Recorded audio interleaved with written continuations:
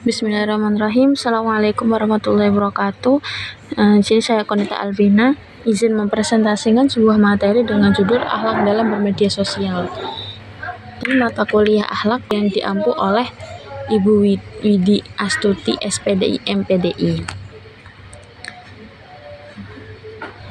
Di era digital ini, hampir setiap orang di dunia memiliki akses ke media sosial, dari anak muda hingga orang dewasa. Media sosial telah menjadi bagian yang tak terpisahkan dalam kehidupan kita sehari-hari. Media sosial memberikan kita banyak kemudahan, mulai dari berkomunikasi, bertukar informasi, hingga memperluas jaringan sosial. Dengan lebih dari 4,7 miliar pengguna aktif media sosial di seluruh dunia, media sosial bukan hanya sekedar alat untuk bersosialisasi, tetapi juga menjadi sarana yang mempengaruhi cara kita berpikir, bertindak, dan berinteraksi dengan sesama. Namun, meskipun media sosial menawarkan banyak manfaat, tidak sedikit pula dampak negatif yang muncul akibat kurangnya kesadaran akan pentingnya akhlak atau etika dalam berinteraksi di dunia maya. Banyak pengguna media sosial yang terlibat dalam perilaku negatif seperti penyebaran hoaks, perundungan online atau cyberbullying, penghinaan, serta komentar yang tidak sopan dan merendahkan. Perilaku seperti ini dapat merusak hubungan antar individu, memicu perpecahan dan bahkan menciptakan lingkungan yang tidak kondusif di dunia maya. Jadi sebelumnya, pengertian akhlak. Apa itu akhlak? Akhlak itu berasal dari kata khulukun yang berarti budi pekerti, perangai, tingkah laku atau tabiat. Tetapi hal ini harus dilakukan secara berulang-ulang. Tidak cukup hanya sekali melakukan perbuatan baik atau sewaktu-waktu aja atau kadang-kadang aja. Jadi seseorang dapat dikatakan berakhlak jika timbul dengan sendirinya didorong oleh motivasi dari dalam diri dan dilakukan tanpa banyak pertimbangan, pemikiran, apalagi pertimbangan yang sering diulang-ulang sehingga terkesan sebagai keterpaksaan untuk berbuat. Apabila perbuatan tersebut dilakukan dengan terpaksa, itu bukanlah cerminan dari akhlak. Kalau secara istilah sendiri, akhlak itu artinya sebuah ilmu yang mempelajari serta menentukan batas antara yang baik dan yang buruk, di antaranya yang terbaik dan yang tercela, serta perbuatan manusia baik lahir maupun batin itu sendiri. Kemudian pengertian media sosial. Jadi media sosial atau bisa disebut juga dengan media sosial adalah pelantar digital yang memfasilitasi penggunanya untuk saling berinteraksi atau membagikan konten berupa tulisan, foto, video, dan merupakan pelantar digital yang menyediakan fasilitas untuk melakukan aktivitas sosial bagi setiap anggotanya. Contohnya platform media sosial itu seperti ada Instagram, TikTok, WhatsApp, Twitter atau sekarang dipanggilnya X, dan lain-lain. Nah, penggunaan media sosial sudah menjadi kebutuhan yang tidak dapat dipisahkan dari kehidupan manusia. Ada yang sekedar ingin mengekspresikan hal-hal tentang dirinya, ada juga yang menggunakan untuk sarana belajar, dakwah, bahkan juga bisa digunakan, bahkan ada yang menggunakannya untuk sarana berniaga.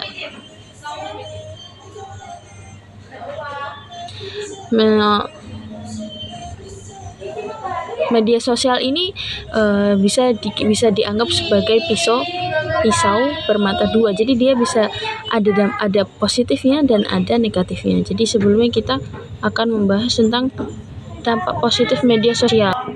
Yang pertama, Anda memperluas jaringan sosial. Kalau misalnya zaman dulu jarak tuh menjadi penghalang untuk orang-orang bisa saling berkomunikasi. Mereka harus mengirimkan surat dan menunggunya dalam waktu berbulan-bulan. Namun sekarang perkembangan teknologi akhirnya memudahkan segalanya. Bahkan dalam hitungan detik pesan yang dikirim sudah bisa diterima oleh orang yang berada di luar negeri. Kemudian meningkatkan keterampilan dan kreativitas. Media sosial memberikan wadah bagi para remaja untuk mengekspresikan kreativitas mereka, berbagi pendapat, dan menunjukkan bakat mereka melalui konten seperti video, foto, dan tulisan. Ini dapat meningkatkan kepercayaan diri dan pengembangan identitas mereka. Platform seperti TikTok dan Instagram memungkinkan pengguna untuk mengekspresikan kreativitas mereka melalui konten visual. Selain itu, platform seperti LinkedIn dapat digunakan untuk mengembangkan karir dan keterampilan profesional. Kemudian ada juga sebagai media hiburan. Nah, karena banyaknya konten kreativitas, jadi banyak bermunculan juga konten maupun vlog lucu yang diunggah di media sosial, sehingga dapat dimanfaatkan sebagai sarana hiburan di waktu luang. Tak dapat dimungkiri, mengakses media sosial bisa membuat kita seakan lupa sesaat dengan berbagai masalah yang sedang dihadapi. Ada begitu banyak video lucu, meme, dan konten hiburan lain yang bisa diakses melalui media sosial. Tentu saja melihat konten semacam ini tidak bisa menyelesaikan masalah kita, namun seenggaknya kita bisa dengan mudah terhibur berkat melihat gambar atau video lucu itu di media sosial. Kemudian kalau ada dampak positif, pasti ada dampak negatifnya juga. Yang pertama yaitu hoax dan berita bohong. Nah, dalam kasus ini mungkin setiap dari kita pasti sudah pernah menerima berita hoax atau berita bohong. Informasi yang dikirimkan dari orang satu ke orang lain memang lebih mudah dilakukan melalui media sosial. Namun, jika tidak waspada, penyebaran hoax juga bisa semakin tinggi. Itu sebabnya sebagai pengguna yang baik, kita harus pintar menyaring informasi. Budaya literasi juga menjadi kunci agar kita tidak mudah terpapar informasi palsu. Jangan lupa untuk selalu mengecek kebenaran dan sumber kredibel sebelum mengirimkan informasi pada pihak lain. Kemudian ada cyberbullying atau perundungan online. Meskipun perundungan atau bullying itu lebih umumnya terjadi saat tatap muka, bullying juga bisa dilakukan di dunia maya, termasuk di media sosial. Kondisi ini disebut dengan cyberbullying, penindasan di dunia maya. Dampak negatif media sosial yang satu ini biasanya dipicu dengan perbedaan pendapat di dalam kolom komentar, yang kemudian berujung pada perdebatan panjang dan aksi cyberbullying. Nah, ketika hal ini terjadi, korban cyberbullying dapat mengalami gangguan kesehatan mental seperti stres dan depresi, bahkan memicu keinginan untuk bunuh diri. Kemudian selanjutnya ada kecanduan media sosial. Media sosial memiliki efek buruk bagi otak. Hal ini karena produksi hormon dopamin yang memicu rasa senang dan nyaman di otak meningkat saat kita membuka aplikasi media sosial favorit. Nah, ketika kadar dopamin meningkat setelah menggunakan media sosial, otak akan mengidentifikasinya sebagai aktivitas bermanfaat yang harus kita lakukan kembali. Akibatnya, kita menjadi kecanduan media sosial. Nah, efek senang karena media sosial hanya bersifat sementara. Jadi saat dopamin yang membuat rasa nyaman dan senang dalam tubuh hilang, kita akan kembali melihat media sosial untuk kembali mendapatkan perasaan tersebut. Kemudian yang terakhir ada privasi dan keamanan data. Data pribadi yang dibagikan secara sembarangan dapat disalahgunakan oleh pihak yang tidak bertanggung jawab. Banyaknya informasi pribadi yang dibagikan ke media sosial meningkatkan resiko kehilangan privasi dan penyalahgunaan data. Data pribadi yang dikumpulkan oleh platform dapat digunakan untuk tujuan iklan yang tidak diinginkan, pemantauan oleh pemerintah atau perusahaan, atau bahkan kejahatan identitas. Serem ya. Kemudian dari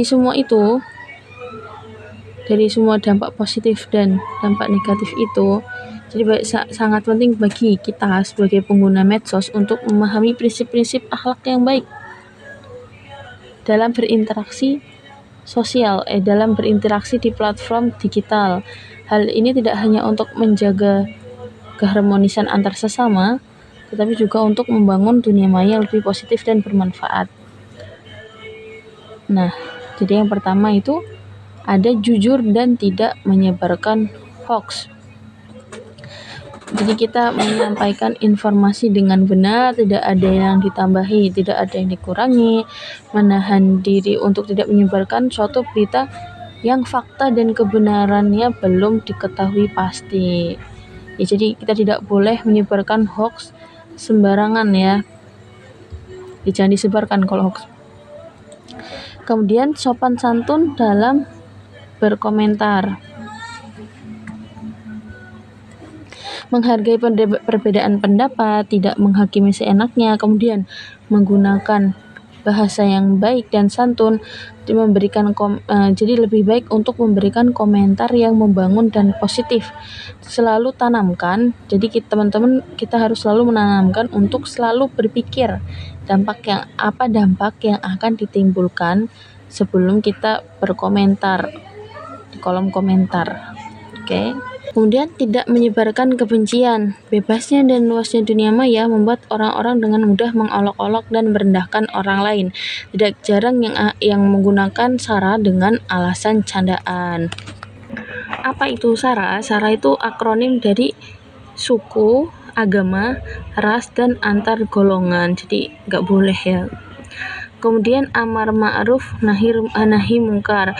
Jadi kita sebagai seorang muslim ya, kita kan memiliki kewajiban untuk amar ma'ruf nahi mungkar. Jadi kita manfaatkan media sosial untuk hal-hal yang bermanfaat serta seperti menyebarkan kebaikan, berbagi ilmu dan sebagainya.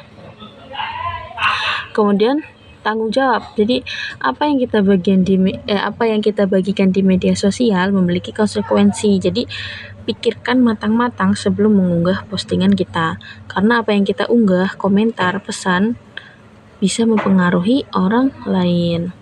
Kemudian menghargai privasi orang lain sebagai bentuk rasa hormat dan etika di dunia maya. Nah, jadi menghargai privasi orang lain. Nah, itu sebagai bentuk rasa hormat dan etika di dunia maya. Jadi kita harus minta izin sebelum membagikan foto, video, atau informasi pribadi orang lain. Kesimpulannya, akhlak dalam bermedia sosial sangat penting untuk menjaga keharmonisan dan kualitas interaksi kita di dunia maya. Sebagai pengguna media sosial, kita harus menjaga adab, berbicara dengan baik, dan saling menghormati. Menghargai privasi orang lain, tidak menyebarkan hoax, dan menghindari konflik adalah beberapa prinsip akhlak yang harus diterapkan. Selain itu, kita juga harus bertanggung jawab atas setiap unggahan dan komentar yang kita buat, karena media sosial memiliki dampak yang luas bagi diri kita dan orang lain.